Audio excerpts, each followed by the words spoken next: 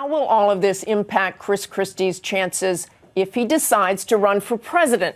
He's one of the GOP's biggest stars who grabbed the national spotlight not only with his blowout re-election win in a blue state, but with his incredibly unique style. Here's Jonathan Karl.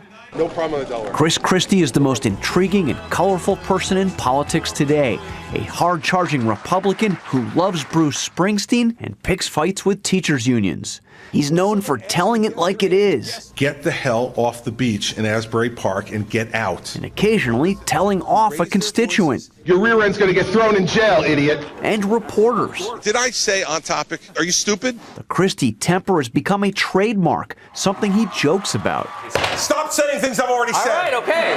The tough talk made him so popular among some Republicans that when he went to the Reagan Library a couple years ago, they practically begged him to run for president. I really implore you, as a citizen of this country, to please, sir, to reconsider. Go home and really think about it. He was the keynote speaker at the Republican convention, and yet he's also Barack Obama's favorite Republican. Who could forget when they played carnival games together on the Jersey Shore boardwalk?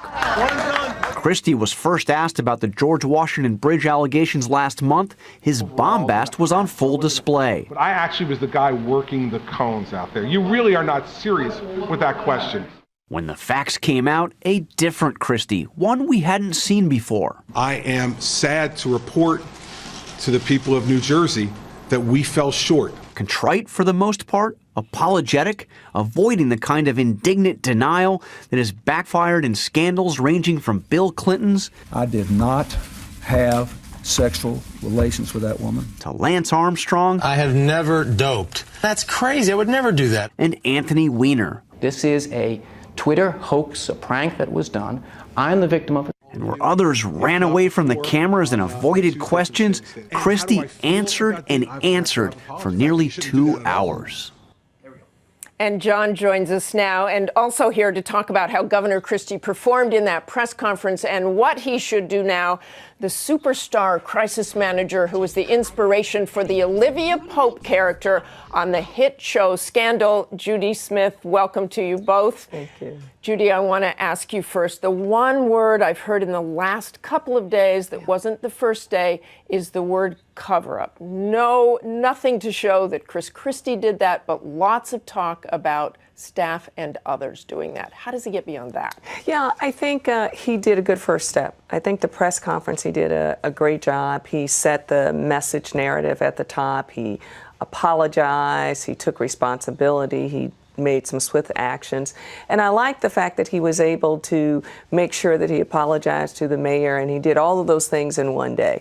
I think now what he does is he focuses on governing.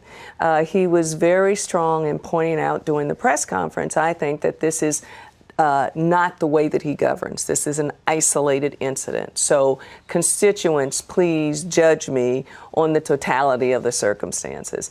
Yeah. John Karl, you're watching this. You've covered a lot of scandals, and some of them haven't gone so well, as you know, in the end. So you look at this, you listen to what Judy says. What's your take? Well, first of all, I mean, we've certainly had scandals that are more salacious. We've had scandals where people have used state power to enrich themselves, to reward their friends, enrich their friends. This is the first time I've seen, I've personally covered a scandal where there has been the use of state power to intentionally make people miserable, to make constituents, which is what I was trying to get at with Mayor Giuliani. And you know, it all comes down to the underlying facts, right? Certainly, this was a pretty masterful performance at this press conference. But if there is anything that ties Christie to this decision or shows that he knew about this earlier, you heard it from Rudy Giuliani himself saying that Christie's done if he knew about this. I want to go to the who he is and the man he is and the bully image. Let's play something from that press conference, and then we'll get your reaction to it, Judy. All right.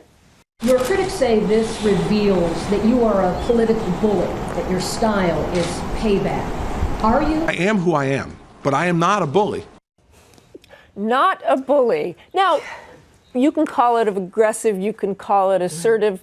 People clearly have liked that in the past. But is it an asset, and does it now become a liability? I think it's an asset. And the reason why I say, first of all, in that particular clip there, I would have not used the word bully. It was repeating the negative, and it felt too on the nose for me.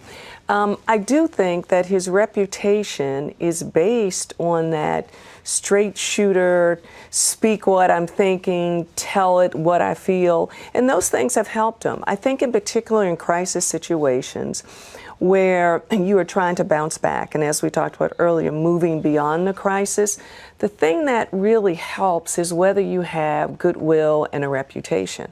And I think with him, those two things are going to be helpful to him in trying to push past that, because he does have a reputation of integrity and honesty. But you never repeat the negative. No, I am you not don't. A crook. Right, I am not a witch. That's exactly right. I didn't kill my wife. I didn't beat my wife. And the next day you saw a lot of the headlines say, "I am not. I am clip not was a over Billy." and over again. Yeah, no, absolutely. So both of you quickly, where will this be in 6 months, and how would you say he should handle this in 6 months? Does he stop answering questions in 6 months and hope this goes away? I think that he should stop answering questions.